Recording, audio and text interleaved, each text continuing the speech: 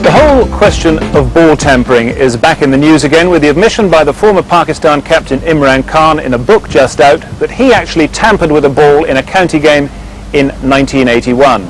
Of course, it was the Pakistani tour of 1992 which brought the whole thing to a head, and it even made its way into the High Courts when Alan Lamb found himself having to defend various allegations he had made in the Daily Mirror against a writ brought by Safraz Nawaz. Now, what we can show you now is some of the vital video evidence which was actually presented to the High Court during that case.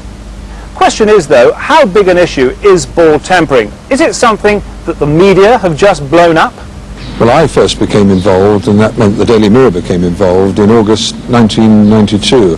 And this was after the drama of that afternoon when the Texaco Trophy match went into a second day, and we got a tip from, in fact, Ian Botham contacted us, but it was Ian Botham and Alan Lamb that put us onto the story. Without the media role over the last couple of years, this whole issue would have been swept under the carpet, and I think that would have been dreadfully wrong. The story need never have continued for 21 months, or maybe it should have done, because we flushed out a lot more evidence of cheating in cricket, but on that day it was badly mishandled by everyone running cricket. When I say everyone, I refer to the International Cricket Council and the Test and County Cricket Board. A lot of the problem with this whole issue, when the ball was changed here at Lord's 2 years ago now, whatever it was, a lot of the problem there was the fact that no one was prepared to admit why the ball had been changed. We had to make educated guesses, and by and large those educated guesses were absolutely right because of the circumstances. But because no one actually admitted that, and a lot of money was wasted with taking cases to court, how much money gets spent there? Immense amounts of money. And where does that money go? It goes into lawyers' pockets. That's a complete waste of the system and a waste of money. Now, had we had Lords prepared to admit, the authorities in general prepared to admit that something had happened under that regulation, the ball had been changed, and therefore the Pakistanis had been slapped on the hands as naughty boys, okay, we could accept the situation. We wouldn't have had to victimise anyone. We wouldn't have had to accuse anyone or suggest accusations to anyone.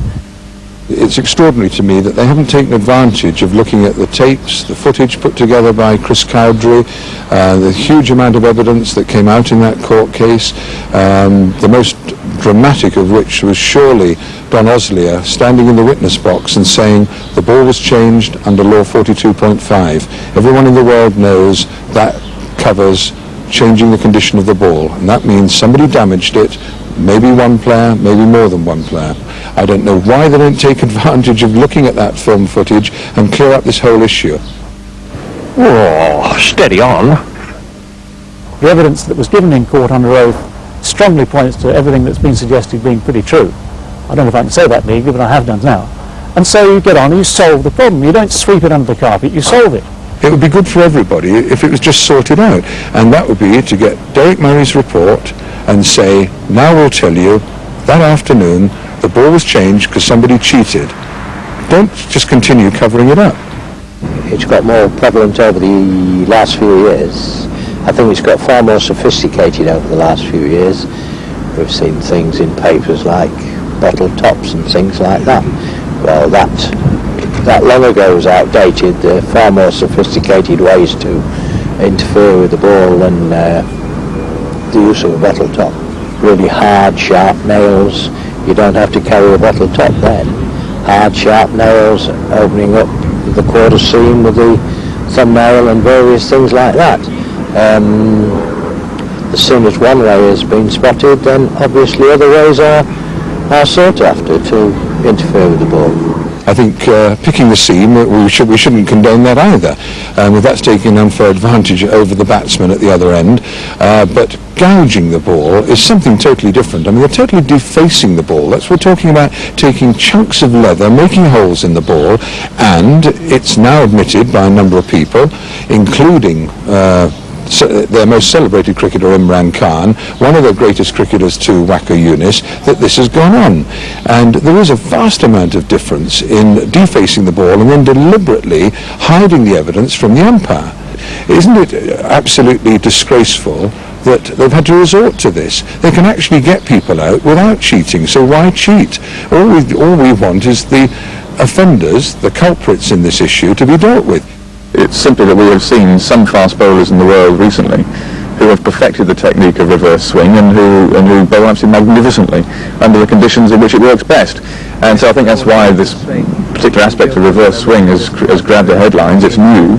It's something that not everyone understands. I don't claim to understand why it happens. I can't work it out. I wish I had known about it, and I'd have discreetly had a go myself. I would have been cheating if I had done, and I would have expected to have been in big trouble had I been caught. But there wouldn't be too many bowlers, I don't think, who would have known how this worked and not have tried it. I'm sure of that. Things have happened in the game that could have been finished, stamped on, if strong action had been taken immediately with regard to the tampering of the ball, and all this is 18 months ago. It had all been over and forgotten with by now.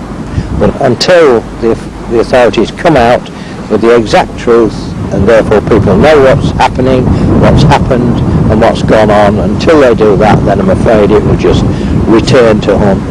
There have to be grave doubts about the circumstances in which Don Osley has stopped being an umpire. He could have been kept on, and it seemed he was an embarrassment to the board. So is Alan Lamb. I mean, I can think of a lot of other players that have gone under. What is really sad is his Test career seems to have come to an end, and to be fined £5,000 for what in the end was telling the truth was remarkable. If they wanted to put that right, the best thing would be pay the money back to Alan Lamb, or say your fine's forgotten. Although all this evidence came from the Test series between England and Pakistan in 1992, it would be completely wrong to suggest that Pakistan are the only culprits. I've played in Leicestershire teams where the umpires have come up at an interval and said this ball has been picked, the seam has been picked, put a stop to it immediately, and we're reporting it to Lords. And people who did pick the seam knew that they were cheating when they did it. It seemed to be a bit of a hoot. He's done this, he's done that, and he's moved, and he's took 5 wickets, and it would an argument be that they're all at it. Well, that's not strictly true, because the greats would take great exception if you said Fred Truman, you used to tamper with a ball. Well, when you pick yourself up because it hit you, you could answer the question. Richard Hadley as well. The very, very great bowlers wouldn't need to do anything. Others maybe wanted to make something happen quicker, but it's not new. The umpires now have a system in this country where they inspect the ball at the end of every over, and I think that's perfect. They all know what they're looking for. That's the important thing. There has to obviously be a system of educating all the umpires of the world to look out for this ball scratching technique, and if it's introduced worldwide that the umpire looks at the ball at the end of every over, that should be all it takes. It's an issue that obviously is a very controversial one. It's been stimulated recently by the admission that Imran Khan made, but over the last year or so, in the reports that I'm seeing, no evidence of it whatsoever. And I think the players understand now that the game is to be played within the laws and the spirit of the game, and I think all over the world the players are doing the right thing.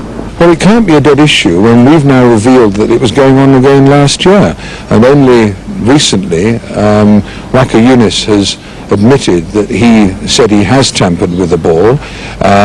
Both umpires in a match at Ilkeston last year said that the ball was damaged. Unfortunately, they failed to report it to the board, so in fairness to the board, they can only react if reports are put in, but they received balls from other games and took no action, and they do seem to be extremely wary of taking tougher action against the offenders.